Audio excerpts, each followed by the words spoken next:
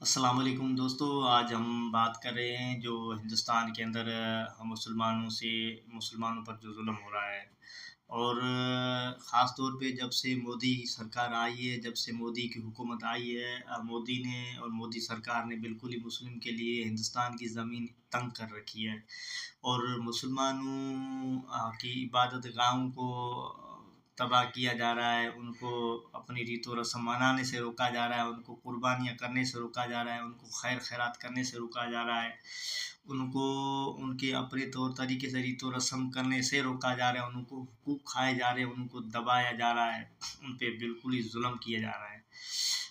तो जी बिल्कुल हम ये कहना चाहेंगे कि हिंदुस्तान के अंदर जो मुस्लिम हैं वो आज से तो नहीं है, वो जब हिंदुस्तान आज़ाद नहीं था तब भी वहीं थे और अभी हिंदुस्तान को आज़ाद हुए ही काफ़ी अरसा हो चुका है, लेकिन अब भी मुसलमान वो वहीं के रही वहीं वहीं हैं। और जो जिन्होंने हिंदुस्तान को आज़ादी दिलाई और आज़ादी के बाद जो भी हुकूमतें आई, जो हुक्मरान आए बड़े काबिल एहतराम थे, बड़े अच्छे थे, बड़े बेहतरीन शख्सियत थे। उन्होंने कभी भी इस तरह की मज़हब परस्ती नहीं की, उन्होंने कभी भी इस तरह मुसलमानों को टारगेट पे नहीं रखा, उन्होंने कभी मुसलमानों की इबादत गाहों की छेड़-छाड़ नहीं की। मुल्क के अंदर इतना अवाम के अंदर मोहब्बत थी, प्यार था, इतने सलूक थे, इतने भाईचारा थे कि पता ही नहीं चल रहा था कौन मुस्लिम है, कौन हिंदू है, क्या है, कितने मज़हब के लोग यहाँ रह रहे हैं। लेकिन मोदी ने बिल्कुल ही एक जुल्म किया हुआ, बड़ा ही कहर किया है। तो मैं मोदी से ये कहना चाहूँगा, मोदी शायद आपने दुनिया की तारीख पढ़ी होगी कि इस दुनिया में आपसे भी बड़े ज़ालिम लोग यहाँ आ चुके थे। उनमें से नमरूद था, फ़िरौन था, उन्होंने भी बहुत ही बड़ा ज़ुल्म किया, अपने आप को खुदा मानने लगे, पता नहीं उनको इतना को घमंड था, गुरूर था। उनका भी गुरूर मिट्टी में मिल गया, खाक में मिल गया, आप भी खाक में मिल जाओगे, मिट्टी में मिल जाओगे। ना उनको कुछ हासिल हुआ था, ना आपको कुछ हासिल हुआ है। इस दुनिया में अल्लाह ने सिर्फ़ इंसान को इसलिए पैदा किया है कि वो अच्छे काम करे और बेहतरीन काम करे और आप तो फिर अपने आप को भगत कहलाते हो। भगत तो वो लोग होते हैं जो लोगों के हकूक़ दिलाते हैं, भगत अच्छे इंसान होते हैं। भगत जो होते हैं सही भगत वो कभी भी शैतानी हरकतें नहीं करते जिस तरह की आप हरकतें कर रहे हो। ये हरकतें करना आपको शोभा नहीं देती है। तो आप खुदा से डरें और खुदा की लाठी जो बेआवाज़ है, खुदा की जब लाठी चलेगी उसमें कोई आवाज़ नहीं होगा। खुदा खुदा ने हर एक चीज़ का एक वक़्त मुकर्रर कर रखा है। आप ये ना समझें कि आप आज पावरफुल हैं, आप जितना ज़ुल्म करेंगे आपकी पकड़ाई नहीं होगी। नहीं, नहीं, नहीं, नहीं, नहीं। वो अल्लाह है, वो अर्श अज़ीम है, वो अर्श आला है, वो कादिर है, वो करीम है, वो कायनात का मालिक है, गफ़ूर है, वो रहीम है, या हय्या या कय्यूम है। वो एक न एक दिन ज़ालिम को यहाँ पकड़ता ही पकड़ता है।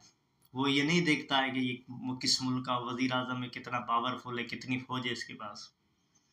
वो अल्लाह अकेला उतरना है, ना उसका कोई बाप है, ना उसका कोई बेटा है, वो बड़ी ताकत वाला है। आप उसके अज़ाब से डरें, खुदा के लिए आप उससे डरें कम से कम। उनसे तो डरें कम से कम, जिससे आपको डरने का पूरा हक है। आप ये दंगा-फ़साद क्यों कराना चाह रहे हैं? आप चाहते ही नहीं हो कि हिंदुस्तान के अंदर अवाम आपस में प्यार और मोहब्बत से रहे, क्योंकि अगर अवाम हिंदुस्तान के अंदर प्यार और मोहब्बत से रही, तो आपको ये खौफ़ है कि आपकी सियासत नहीं रहेगी। आपको मुसलमानों से डर है, आपको मुसलमानों से खौफ़ है, आप मुसलमानों से डरते हैं, बिला वजह डर रहे हैं। मुसलमानों से आपको डरने की कोई ज़रूरत नहीं है। मुसलमान जो हिंदुस्तान के अंदर रह रहे हैं, जो खा रहे हैं, वो मुसलमान हिंदुस्तान के अंदर वफ़ादार हैं, हिंदुस्तान के लिए जी रहे हैं, हिंदुस्तान के लिए मर रहे हैं और हिंदुस्तान के नाम पर वो जान दे देंगे। मुसलमान कभी गद्दार नहीं होता है। आप खामख़ा ये दंगे ना करें, फ़साद ना करें, आप खुदा से डरें। बाकी जो हमारे मुस्लिम भाइयों के अलावा काफ़ी मज़ाहिब वहाँ रहते हैं, जो लोग हमारे बड़े काबिल एहतराम हैं। वो बिल्कुल ही हमारे मुस्लिम भाइयों की तबाही का जो तमाशा वो देख रहे हैं, खामोशी से खामोश है। मैं उन लोगों से भी कहता हूँ कि भई आपके भाई मुस्लिम हैं, आपके मुल्क में रहते हैं, आपके साथ रहते हैं, आपके पड़ोस में हैं।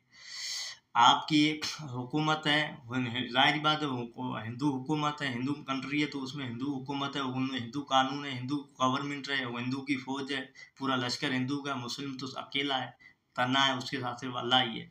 तो आप उनके साथ दें, उनके साथ खड़े रहें, आवाज़ उठाएँ, हक़ के लिए उनके हक़ दिलाएँ, उनके साथ खड़े रहें, उनके हमदर्द बन के रहें और दुआएँ करेंगे मुल्क में अमन पैदा हो और आपस में प्यार मोहब्बत भाईचारा कायम रहे। अमन ज़िन